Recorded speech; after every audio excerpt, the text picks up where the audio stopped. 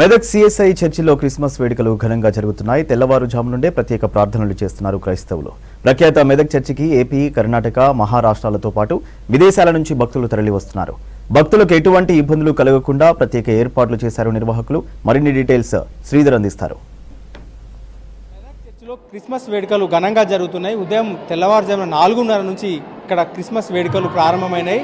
మొదటి ఆరాధన తర్వాత ఇక్కడ ఈ వేడుకలు జరుగుతున్నాయి. మెదక్ చర్చ్ అనగానే ఏదైతే అద్భుతమైన కట్టడము, దాంతోపాటు అత్యంత ఎత్తైన కట్టడము, ఎన్నో విశేషాలతో కూడినటువంటి కట్టడము. ఇది దాదాపు 99 సంవత్సరాల క్రితం ఇది నిర్మాణం జరిగింది. దాదాపు 100 ఏళ్ళు పూర్తిగా వస్తుంది. 1924 సంవత్సరంలో ఇది పూర్తయింది. అంటే 1914లో స్టార్ట్ అయ్యి 1924 సంవత్సరంలో ఈ నిర్మాణం పూర్తయింది. అప్పటి నుంచి 99 సంవత్సరాలుగా ఇక్కడ క్రిస్మస్ వేడుకలు ఘనంగా జరుగుతున్నాయి. ఈ నేపథ్యంలోనే ఈ చారిత్రాత్మక కట్టడాన్ని చూసేందుకు కూడా పర్యాటకులు వస్తున్నారు. మనం ఇక్కడ విజువల్స్ చూస్తున్న చాలా ప్రత్యేకమైనవి. ఇవి ఇంగ్లాండ్ నుంచి కొంతమంది అయితే ఆర్కిటెక్ట్ని పిలిపించి ఇక్కడ జీసస్ సంబంధించినటువంటి చరిత్రను ఇక్కడ ఈ అద్దాల ద్వారా ఏదైతే సూర్యరశ్మి ఈ అద్దాల పైన పడ్డప్పుడు ఏదైతే ప్రార్థనలో పాల్గొన్న వారికి ఈ యొక్క క్రీస్తు శిలువ వృత్తాంతం కావచ్చు, క్రీస్తుకు సంబంధించినటువంటి చరిత్ర తెలిసే విధంగా ఈ పూర్తి ఏర్పాట్లు అయితే చేశారు. ఇక్కడ ఈ గుమ్మటం కావచ్చు, ఇదంతా కూడా దాదాపు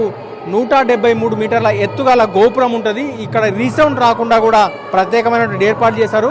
మనం విజువల్స్లో చూడొచ్చు. వేలాది మంది దాదాపు మొత్తం క్రిస్మస్ సెలబ్రేషన్స్లో దాదాపు 2 నుంచి 3 లక్షల మంది జనం వస్తారని అంచనా వేస్తారు. అందుకోసం ఏర్పాటు కూడా చేస్తారు. విజువల్స్లో చూడొచ్చు. వేలాదిగా భక్తులు ఇక్కడికి, క్రైస్తవులు ఇక్కడికి వచ్చి ప్రార్థనల్లో పాల్గొంటున్నారు. ప్రత్యేక ప్రార్థనల్లో పాల్గొంటున్నారు. ఉదయం 4:30కే ఈ రష్ ప్రారంభమైంది.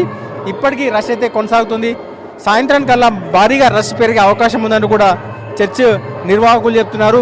ఉదయం నుంచి కూడా 4:30కి మొదటి ప్రార్థన ప్రారంభమైంది. 10ంటికి రెండవ ప్రార్థన ప్రారంభమైంది. ఆసియాలోని అత్యంత ఎత్తైన కట్టడం కావచ్చు, భారీ ఏదైతే 300 ఎకరాల్లో విస్తరించి ఉన్నటువంటి ఈ మెదక్ చర్చిలో క్రిస్మస్ వేడుకల్లో పాల్గొనేందుకు వేలాదిగా భక్తులు, క్రైస్తవులు తరలి వస్తుంటారు. సో ఇక్కడంతా కూడా ప్రత్యేకమైనటువంటి ఏర్పాట్లు కూడా చేసిండ్రు. తెల్లవారుజాము నుంచి ప్రార్థనలో పాల్గొంటున్నారు. దీంతో చర్చి ప్రాంగణం అంతా కూడా కిక్కిరిసిపోయింది. సో ఈ నేపథ్యంలోనే ఇక్కడ భారీగా అయితే జనసందోహం అయితే కనిపిస్తూ ఉంది.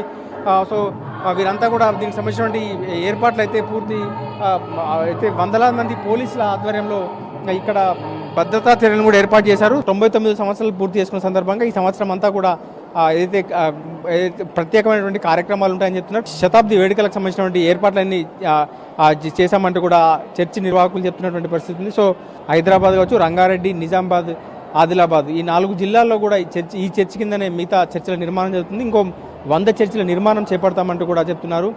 ఈ చర్చి నిర్మాణ సందర్భంలో కేవలం 10 నుంచి 14 లక్షల రూపాయలు మాత్రమే ఖర్చయ్యని చెప్తున్నారు.